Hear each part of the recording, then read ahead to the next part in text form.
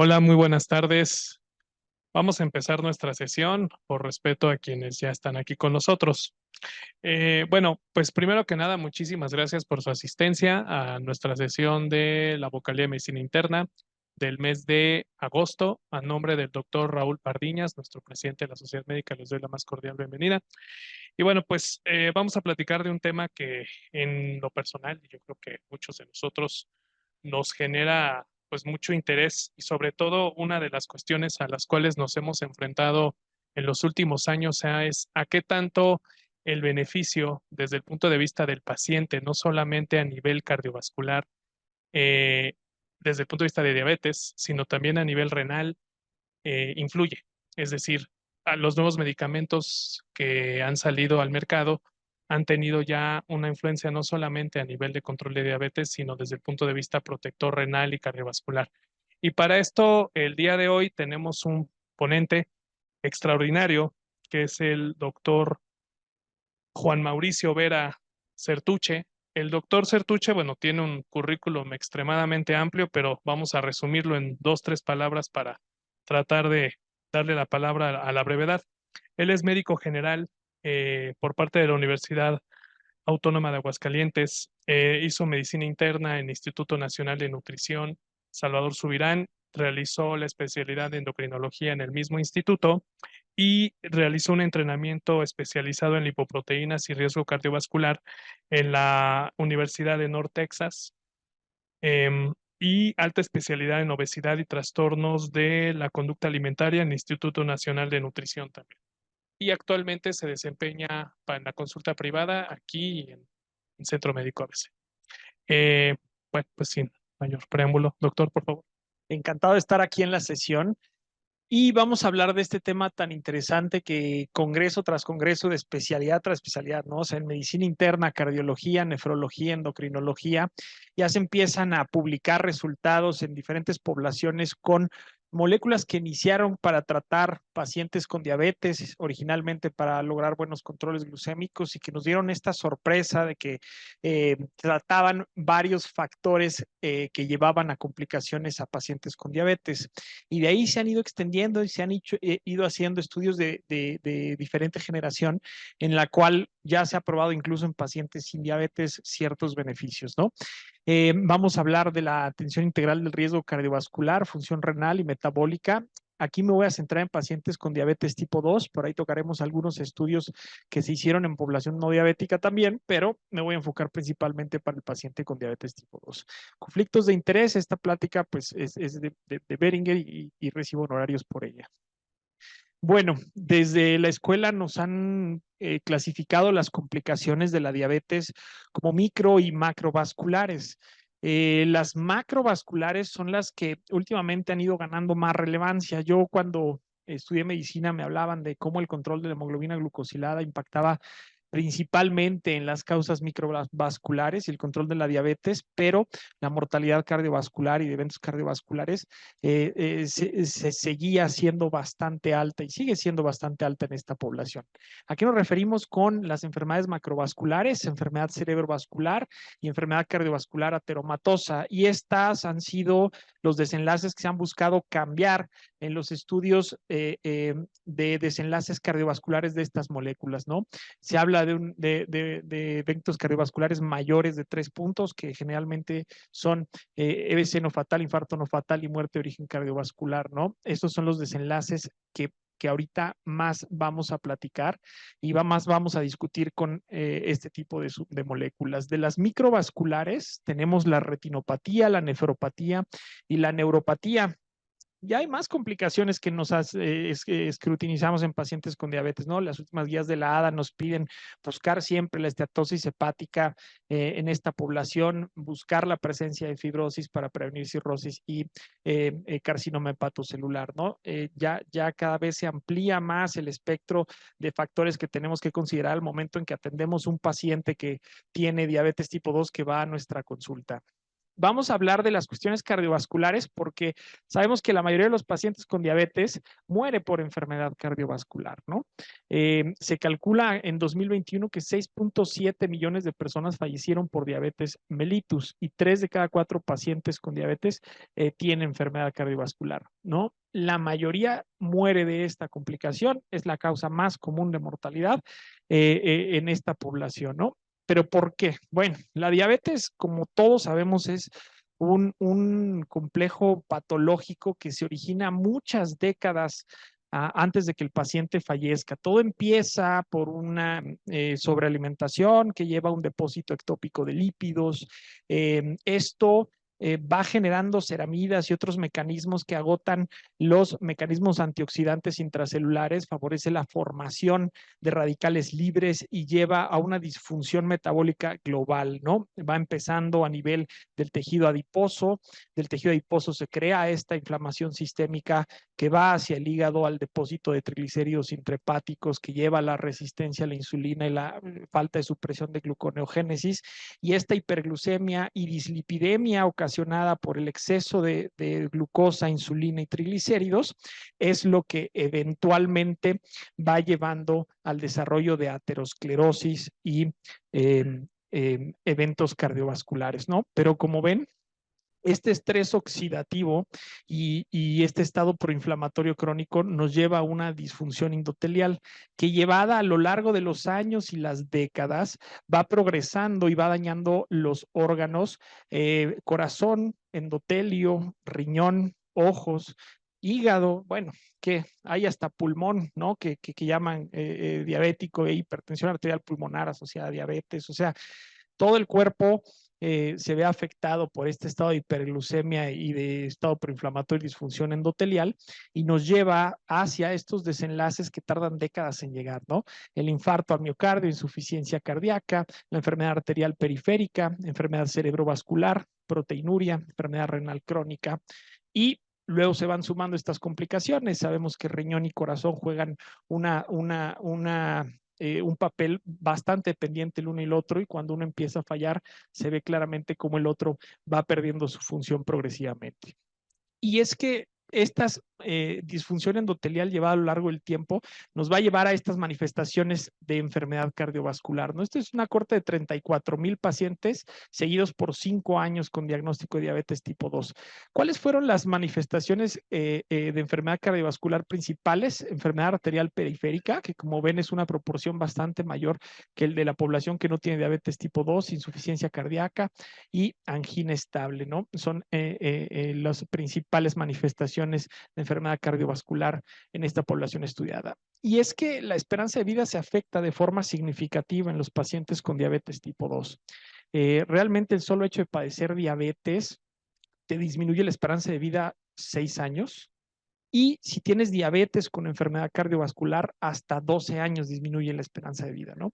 Y estos estudios van cambiando y los paradigmas van cambiando ahorita que gracias a estudios como el DIRECT sabemos que la enfermedad de diabetes tipo 2 puede llegar a ponerse en remisión o incluso en algunos estudios de cirugía bariátrica con pacientes con diabetes tipo 2 después de una pérdida de peso significativa y una mejoría y también hay una mejoría en la sobrevida.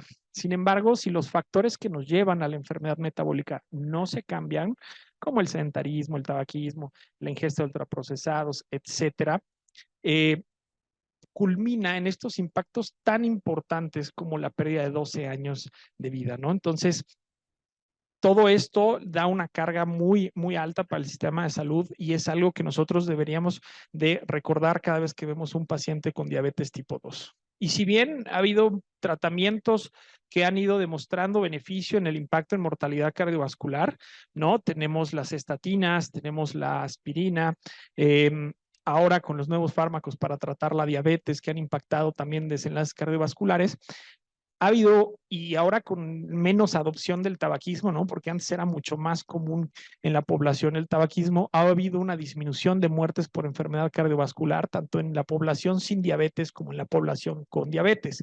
Sin embargo, persiste esta brecha importante en la cual los pacientes con diabetes tipo 2 tienen mayor mortalidad cardiovascular que los pacientes sin diabetes tipo 2. Y se han rediseñado ya las guías de práctica clínica de la Asociación Americana de Diabetes, de la Asociación Europea de Cardiología, de la Asociación Americana de Endocrinólogos Clínicos, de cómo tratar a los pacientes con diabetes, gracias a que a partir del 2015 empezaron a salir los estudios de seguridad cardiovascular de moléculas que impactaron significativamente en desenlaces cardiovasculares, ¿no? Porque desde las tiazolidinedionas, que se vio que con la rosiglitazona los desenlaces cardiovasculares no eran favorables, se pidió que cada molécula que se introdujera y fuera aprobada por la FDA para el tratamiento de diabetes demostrara seguridad cardiovascular. Vinieron los inhibidores de DPP4, ¿no? Linagliptina, sitagliptina, saxagliptina, en los cuales ninguno demostró una disminución significativa en los eventos cardiovasculares. Incluso saxagliptina aumentó el riesgo de hospitalización por insuficiencia cardíaca, pero bueno, eran moléculas que eran seguras desde el punto de vista cardiovascular y ayudaban al control de la diabetes. En el 2015 se publicó el EMPA-REG Outcome, en el cual se demostró que aparte de controlar y tratar la diabetes, esta molécula impactaba significativamente en la mortalidad cardiovascular, en la hospitalización por insuficiencia cardíaca y en el deterioro de la función renal. Entonces, de ahí en adelante, los inhibidores de SGLT2 y los agonistas de receptor de GLP-1 han venido a revolucionar cómo tratamos la diabetes, tanto así que los algoritmos ya han cambiado. Ahorita se dicotomizan en su parte más inicial en poder identificar a pacientes con enfermedad aterosclerótica establecida o alto riesgo cardiovascular por factores de riesgo, por la presencia de falla cardíaca o por presencia de enfermedad renal crónica. Y los dicotomiza a pacientes que son de alto riesgo cardiovascular y los que no. Ya desde el principio de ahí parte, ¿no? Entonces, ¿por qué? Porque estos tratamientos se han visto que disminuyen estos eventos cardiovasculares, protegen riñón y corazón, independientemente de la hemoglobina glucosilada. A mí todavía en medicina interna me decían, si el paciente está controlado, ni le muevas, ¿no? O sea, tiene buen control, no tiene hipoglucemias, no le muevas su tratamiento, le está funcionando. Hoy en día eso ya por guías no aplica. Ya si el paciente tiene buen control metabólico, pero cuenta con uno de estos factores como albuminuria o enfermedad renal crónica, falla cardíaca, enfermedad aterosclerótica establecida, eh, lo que te dicen las guías es que hay que modificar aún así el tratamiento para ofrecer los beneficios adicionales al control de la hemoglobina glucosilada. Ya el beneficio de mejorar la función del riñón o de tener la pérdida de la función, disminuir la tasa de hospitalización por insuficiencia cardíaca y disminuir los eventos cardiovasculares mayores. Entonces, ese paradigma ha venido cambiando, ¿de acuerdo? Y pues claro que tenemos que saber cómo estratificar el riesgo cardiovascular de nuestros pacientes con diabetes. Esto ha sido un poco criticado en algunas sociedades, pero es bien sabido que los pacientes con diabetes, ninguno tiene riesgo cardiovascular bajo, ¿no? Todos van de moderado para arriba. Y en particular, esta es la forma que yo encuentro más práctica de clasificar el riesgo cardiovascular en la población con diabetes. Riesgo alto son pacientes que tienen duración de más de 10 años sin daño a órgano blanco, y si hay daño a órgano blanco o 3 o más factores de riesgo, ahí se considera riesgo muy alto cardiovascular, ¿no? ¿Qué factores de riesgo son los que coexisten en esta población? La hiperglucemia, la hipertensión, la dislipidemia, la obesidad y el tabaquismo, ¿no? Hay otros que se le llaman factores que potencian el riesgo cardiovascular, como la lipoproteína minúscula, como la presencia de albuminuria, como el antecedente de enfermedad cardiovascular prematura, como la presencia de VIH, aunque esté con supresión virológica, artritis reumatoide u otras enfermedades inflamatorias sistémicas son potenciadores del riesgo cardiovascular. O incluso el puntaje de calcio coronario, ¿no? Que también al hacerlo, si está arriba de la percentil para la edad, puede llevarte a tu paciente que era de riesgo intermedio a la necesidad de un tratamiento que ayude a disminuir los eventos cardiovasculares, ¿no? Y ahora el paradigma del tratamiento de los pacientes con diabetes ha cambiado. Ahorita se busca una atención integral a todos los factores que sabemos actualmente que impactan, ¿no? Cuando tengamos un paciente con diabetes enfrente, la ADA nos propone este este círculo para tomar en cuenta los objetivos del cuidado del paciente con diabetes. Empezamos con una medicación para el control de la glucemia, ¿no? O sea, obviamente tenemos que darle un tratamiento que le ayude a controlar la diabetes y mantener su glucosa con menos variabilidad, con unas metas de hemoglobina glucosilada adecuadas. Además, como sabemos, la mayoría de los pacientes con diabetes tipo 2 tienen sobrepeso u obesidad y el control de peso se ha visto que impacta significativamente en los desenlaces de la diabetes o incluso lo puede llegar a poner en remisión. Una pérdida de peso de 15-20% del peso corporal, ya sea a través de dieta o de una cirugía bariátrica, impacta significativamente en el control de la diabetes. Entonces, tenemos que pensar en un fármaco que nos ayude a controlar la glucosa, pero que también ayude al paciente a bajar de peso, ¿no? Algunos fármacos como las sulfonilureas, como la pioglitazona, como la propia insulina, son fármacos que van más hacia aumentar el peso del paciente y pueden no ser tan óptimos en todos los pacientes. Claro, todavía hay pacientes que se benefician de sulfonilureas, de insulina, etcétera, y hay casos específicos, pero en general hay que intentar buscar tratamientos que ayuden en la meta de control de peso. Después, el manejo integral de los factores de riesgo cardiovascular, suspender el tabaquismo, control de lípidos con estatinas en los pacientes que ameritan, control de la presión arterial y pues intentar también utilizar fármacos que puedan impactar sobre la presión arterial de forma benéfica, sobre los lípidos, etcétera. Y este último punto, que es la protección cardiorrenal, ¿no? Tomar en cuenta si tenemos enfrente un paciente con insuficiencia cardíaca, si tenemos un paciente con enfermedad renal crónica o albuminuria, ¿no? O si tenemos un paciente con enfermedad aterosclerótica establecida, antecedente de un infarto, revascularización, EBC, etcétera, ¿no? Todo esto tenemos que tomar en cuenta al momento de dar los tratamientos y estas decisiones de las comorbilidades cardiovasculares y renales son las que nos deben de guiar más hacia ofrecerle el beneficio adecuado a cada paciente, ¿no? Quiero presentarles este estudio que es el EMPA-REG Outcome, que ya es muy sonado, la mayoría lo conocemos. Realmente fue el estudio que se publicó que empezó a cambiar todos estos paradigmas para tener estos algoritmos de tratamiento actuales, ¿no? Fue un estudio que aleatorizó a pacientes con diabetes tipo 2 a recibir placebo o empagliflozina. ¿Pero qué población con diabetes tipo 2? Eran pacientes que tenían enfermedad cardiovascular establecida, 75% con enfermedad coronaria, 46% con antecedente de infarto al miocardio, 10% con insuficiencia cardíaca. La edad promedio fue de 63 años, el IMC de 31, 57% tenía más de 10 años del diagnóstico, la hemoglobina glucosilada promedio era del 8% y esta población de alto riesgo cardiovascular, esta población que ya tenía un antecedente o enfermedad cardiovascular establecida, ya eran pacientes que venían recibiendo el tratamiento estándar. Y eso es algo que me gusta mucho de los estudios que se han publicado el 2015 para acá con estas moléculas, ¿no?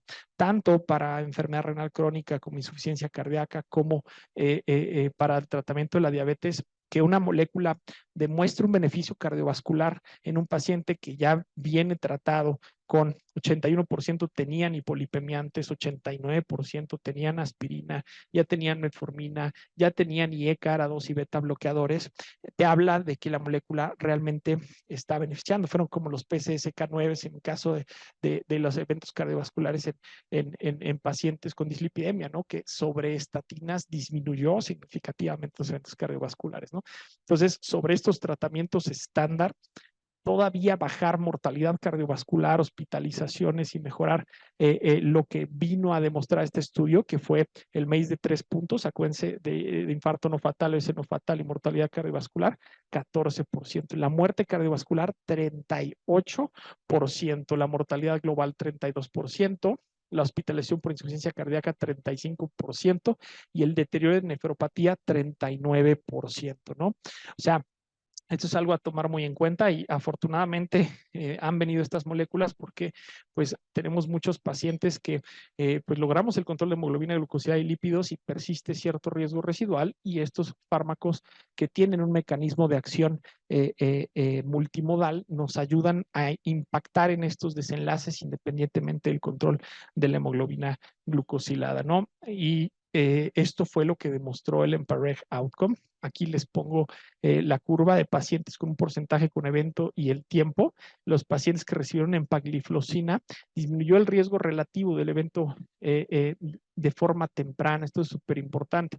Ahorita ya con el pasar del tiempo se han probado estas moléculas incluso en pacientes con insuficiencia cardíaca sin diabetes. Está hasta el estudio EMPULSE que se utilizó por hospitalización, agudización de falla cardíaca, y se ve que a los 14, 18 días los pacientes empiezan a tener beneficio de este tratamiento. Entonces son tratamientos, son relativamente rápidos, ¿no? El efecto sobre la glucosa los puedes ver a la semana, a diferencia, por ejemplo, que la metformina, que tarda unas 6 semanas en reflejarse el impacto en la glucosa, o sea, sobre el control glucémico, en alcanzar la dosis óptima. Igual para los agonistas de receptor de GLP-1, los inhibidores de GLT-2 y aquí en particular la empagliflozina, empieza el beneficio desde el inicio prácticamente del tratamiento. Además de que empagliflozina demostró un promedio de 2.5 años de aumento de la sobrevida en pacientes de 60 años, ¿no? De hecho, de los ISGLT2 en esta primera fase de estudios en pacientes con diabetes, los 3 demostraron una disminución significativa en la hospitalización por falla cardíaca, y de ahí fue que se generaron los nuevos estudios, pero la muerte cardiovascular únicamente la impactó significativamente el EMPA-REG Outcome. Ya después han venido otros estudios que han demostrado consistencia, y esto es súper clave, ¿no? En moléculas como, por ejemplo, en pioglitazón, algunos estudios demostraban beneficio, algunos demostraban aumento de riesgo de cáncer de vejiga, de osteoporosis, etcétera, otros no lo demostraban. En los estudios en general que tenemos con ISGLT2 hay consistencia a lo largo de los años. Se ha estudiado en pacientes con diabetes, con enfermedad, con alto riesgo cardiovascular, y se vio mejoría en insuficiencia cardíaca, en los desenlaces renales, en la mortalidad, y esas mejorías se han demostrado de forma consistente en los demás estudios que se han venido realizando con estas moléculas, lo cual te habla que la molécula es útil y los beneficios se mantienen independientemente de los diseños de los estudios.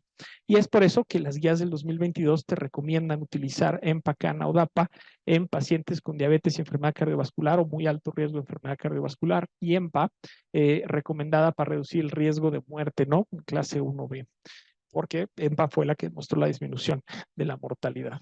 Y es que existe una clara asociación entre diabetes tipo 2 e insuficiencia cardíaca, ¿no? Las personas con diabetes tienen un riesgo 2 a 5 veces mayor de desarrollar insuficiencia cardíaca, y al mismo tiempo se ha visto que 1 de cada 3 pacientes con insuficiencia cardíaca desarrollan diabetes tipo 2. Muchos pacientes con insuficiencia cardíaca sabemos que tienen un estímulo adrenérgico crónico, que la elevación o el estímulo adrenérgico persistente nos lleva a una resistencia a la insulina, y eso se ha visto incluso en pacientes que van a trasplante cardíaco, ¿no? Les hacen trasplante cardíaco y los requerimientos de insulina bajan drásticamente una vez que mejora la función cardíaca, porque baja el tono adrenérgico y mejora esa resistencia a la insulina. Entonces es una relación bidireccional para mal. ¿Por qué? Bueno, esto empieza desde el hiperinsulinismo, desde etapas tempranas, ¿no? Todos tenemos a nuestros pacientes que nos llegan al consultorio con el famoso OMA, algunos hasta con el cuantose RI que luego le mandan a pedir, que dicen, no, tengo resistencia a la insulina. Bueno, uno les ve la cantosis y se da cuenta que son pacientes que viven en hiperinsulinismo. El hiperinsulinismo es algo que aumenta la presión glomerular, es algo que promueve la reabsorción de sodio. Los mismos pacientes dicen, me hincho, ¿no? Y favorece la activación del sistema renina-angiotensina. Ahora esto lo llevamos por años, prediabetes, diabetes, complicaciones. Viene el estado proinflamatorio crónico, el estrés oxidativo crónico, que lleva a la disfunción orgánica, aumento de la presión arterial y sobrecarga de líquidos.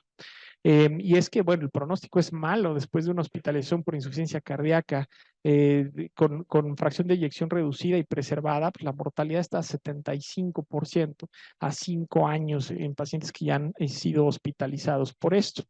EMPA ya nos ha demostrado que sirven todas las fracciones de eyección o todo el espectro de la insuficiencia cardíaca a través de estos estudios Emperor Reduced, Emperor Preserved, que ha incluido pacientes con y sin diabetes y ha disminuido la muerte cardiovascular o hospitalización por insuficiencia cardíaca, el riesgo relativo 25 y 21% respectivamente en pacientes con fracción de eyección reducida y preservada. Y entre más reducida, más beneficio llega a haber. Incluso también en pacientes con una condición agudizada en el EMPOL se vio beneficio clínico también. Tanto así que pues, ha sido parte de los 4 pilares del tratamiento de la insuficiencia cardíaca, conjunto con los beta bloqueadores, los ARNIs, los antagonistas del receptor de aldosterona, y ahora están los inhibidores de SGLT2. Entonces, como les digo, ha sido consistente e incluso ya se salió de la diabetes, ya ha demostrado beneficio en pacientes que también no tienen solo diabetes. Y ahora vamos a ver esta otra parte que es el riñón. Bueno, el riñón es otra de las cosas que nuestros pacientes incluso le temen mucho, ¿no? Es como mi tío, mi abuelito, mi papá acabó en diálisis y me da mucho miedo, doctor. Por eso yo vengo aquí con usted para que me ayude. Pues sí, realmente hay que tenerle miedo. ¿Por qué? Porque pues, la sobrevida de un paciente en diálisis con diabetes es baja. El porcentaje de sobrevida a 5 años está entre 40 y 60%, menor que los pacientes con cáncer de próstata, bueno, cáncer de tiroides, que es de lo más noble que tenemos, cáncer de mama, linfoma de Hodgkin, cáncer de vejiga, etcétera, ¿no? Incluso pacientes que tienen o están hospitalizados con un cuadro de pie diabético, es que entran a lavados, que la resonancia, que se amputa, no se amputa, esos pacientes también tienen una sobrevida menor que los pacientes con cáncer de colon, ¿no? No, a veces ya lo vemos como algo, bueno, lo hospitalizamos por el pie diabético, por la infección, nos damos cuenta que es un paciente que lleva décadas bajo este estrés oxidativo, disfunción endotelial y una disfunción orgánica, que estamos viendo una manifestación, pero igual por dentro, por riñones, ojos, endotelio, de forma generalizada, ha sido afectada de forma grave, ¿no? Y es que los pacientes que tienen enfermedad renal crónica, la mayoría no llega a la diálisis, ¿no? Mueren antes por un evento cardiovascular. Cuando las tasas de filtrado glomerular son bajas, incluso abajo de 45, la mortalidad cardiovascular es mayor que el alcanzar la enfermedad renal crónica terminal. Estos pacientes, por eso la presencia de albuminuria o una tasa de filtrado glomerular disminuida es un factor de riesgo cardiovascular importante, porque les digo, antes la mayoría tiene un evento cardiovascular o muerte cardiovascular que llegar a hemodiálisis, ¿no? Y entre mayor el nivel de albuminuria y menor la tasa de filtrado glomerular, mayor mortalidad cardiovascular tienen estos pacientes. Recordemos por qué el corazón y el riñón se benefician de un inhibidor de SGLT2. Aquí les pongo cómo es la hemodinamia de un paciente con hiperglucemia a nivel renal, ¿no? En el túbulo contorneado proximal, todos nosotros tenemos los cotransportadores de sodio glucosa tipo 2. Aquí, toda la glucosa filtrada por el glomérulo se reabsorbe para que no tengamos glucosuria. El punto en el cual la glucosa supera los 180 miligramos sobre decilitro es cuando se saturan ya estos cotransportadores y empieza a haber glucosuria. Entonces, como hay hiperglucemia, hay un aumento del cotransporte de sodio glucosa en el túbulo contorneado proximal. Esto lleva a que la cantidad de sodio que llega a la mácula densa sea menor. Entonces, la mácula densa sensa menores concentraciones de sodio y a través del reflujo túbulo glomerular favorece la dilatación de la arteriola aferente.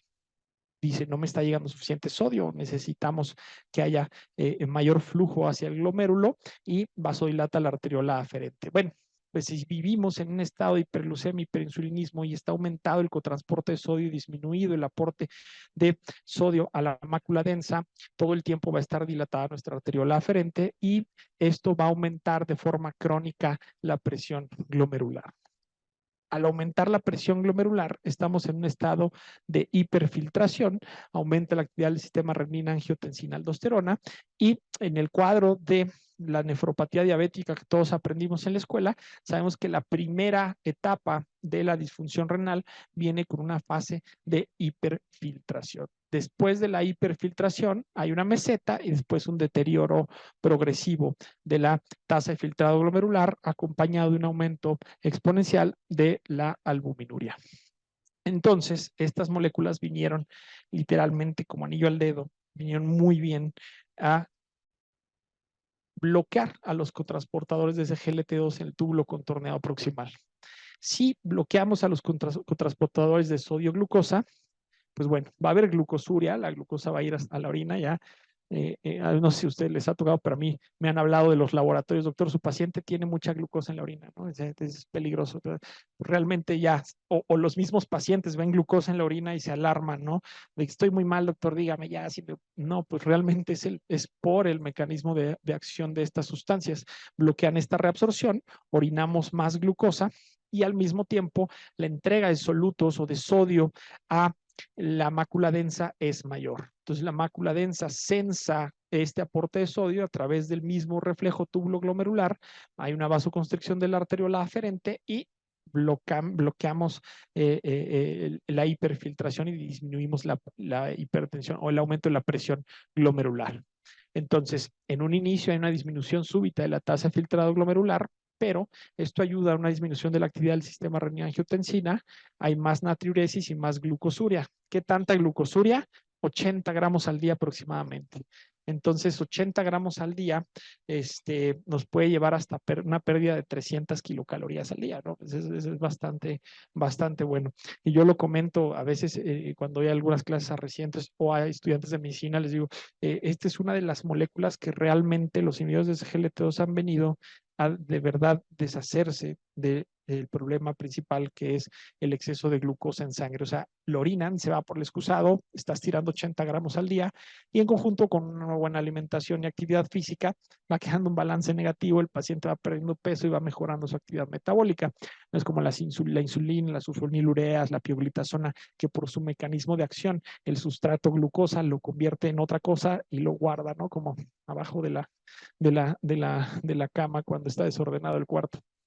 Bueno, este bloqueo de la hiperfiltración de forma inicial lleva a una caída de la tasa de filtrado glomerular, pero una de las cosas más importantes de la nefropatía diabética es algo que conocemos como la trayectoria renal, y es qué velocidad de deterioro tienen los pacientes que tienen nefropatía diabética, con qué velocidad va disminuyendo la tasa de filtrado glomerular.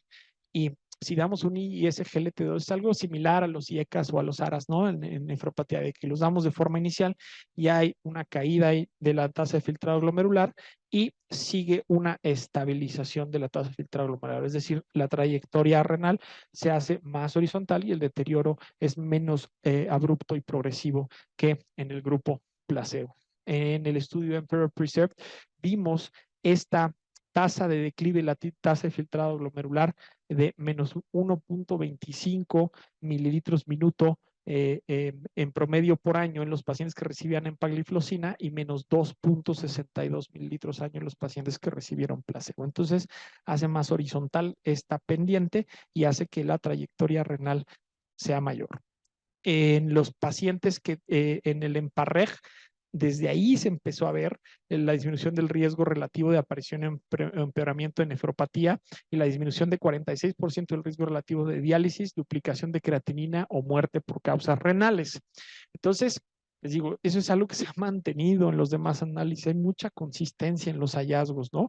En el Emperor Reduced, disminución del riesgo relativo de 50 de presentar enfermedad renal crónica o disminución profunda de la tasa de filtrado glomerular. Tanto así que las guías KDIGO o KDIGO ya nos pusieron a los inhibidores de SGLT2 como un tratamiento de primera línea en pacientes con diabetes y enfermedad renal crónica. Entonces es algo que ya se nos debe de superquedar, ¿no?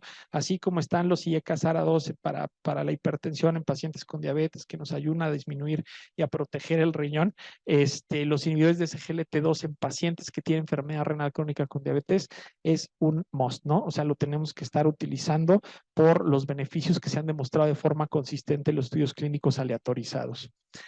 ¿Por qué? Pues, aumenta la natriuresis, la excreción de glucosa. Esto mejora la función cardíaca porque disminuye precarga y poscarga. Hay unos estudios preclínicos que demuestran que a través el intercambiador sodio-hidrogeniones o incluso de la quinasa de calmodulina, mejoran la concentración de calcio mitocondrial en los cardiomiocitos y eso puede ayudar a la mejora de la función cardíaca. También el cambio en la relación glucagón-insulina aumenta más el glucagón, baja más la insulina, nos lleva a mayor producción de cuerpos cetónicos, que sabemos que son combustibles metabólicos bastante eficientes desde el punto de vista cardíaco y cerebral. Disminuyen la masa ventricular izquierda, baja la presión arterial sistólica, 6 milímetros más o menos, de 2 milímetros la diastólica, bajan de peso los pacientes y mejoran la función renal. Entonces, hace efectos en varios niveles y nos ayuda bastante en esta población de pacientes donde el corazón y el riñón pueden ser un problema. Entonces, como para repasar esta fisiología, lo que se ha demostrado en los estudios clínicos es a nivel hepático una disminución de esteatosis, tejido adiposo, disminución de circunferencia abdominal, de adipocitos, disminución de peso de 2 a 3 kilos, vascular periférica, disminuye la rigidez arterial, la presión arterial, renales, aumenta el feedback tubulo-glomerular, disminuye la albuminuria, disminuye la hiperfiltración, disminuye el ácido úrico, aumenta el hematocrito a través de mayor conversión de miofibroblastos a fibroblastos, producciones de eritropoyetina a nivel renal, a nivel cardíaco, disminuye grasa epicárdica, eventos cardiovasculares y súper importante la hospitalización por insuficiencia cardíaca. Y no solo eso, pues también baja la glucosa, ¿no? En pacientes con promedio 7.9% nos baja 0.8% la hemoglobina glucosilada y como la mayoría de los tratamientos, entre más descontrolado esté el paciente, más impactan en cuanto a la disminución de hemoglobina glucosilada. Si tienen basal arriba de 8.5%, nos puede llegar a la semana 24 hasta menos 1.5%. Y aprendimos en el UKPDS que por cada punto porcentual en la disminución de hemoglobina glucosilada, disminuyen las complicaciones microvasculares, amputaciones, muertes relacionadas a diabetes, infarto y EBC, ¿no? Entonces, además de la parte de protección cardíaca renal, también nos impacta en el control glucémico y algo que les encanta a los pacientes, la pérdida de peso, ¿no?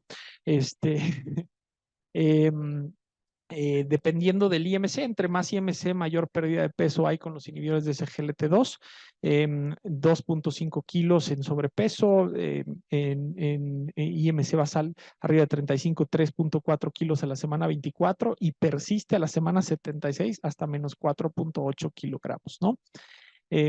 Y disminución de peso promedio, de presión arterial hasta 5.2, que les digo que varía un poquito los resultados, pero más o menos está en 5 o 6 milímetros de mercurio en la presión arterial sistólica. Entonces, pues, tenemos un medicamento que hace efecto inmediato, que no tenemos que ir titulando, que es una pastilla diaria, mejora desenlaces cardiovasculares, sobre todo insuficiencia cardíaca, una mejoría sustancial en calidad de vida, beneficios que surgen rápidamente, es bien tolerado a reserva de algunos pacientes que a veces se sienten un poquito mareados, ¿no? Sobre todo si tienen otro diurético, mejoría del perfil cardiorrenal encaminado al logro de cifras meta, preserva la función renal y es pues de fácil adherencia al ser un tratamiento que se da una vez al día. Entonces, hay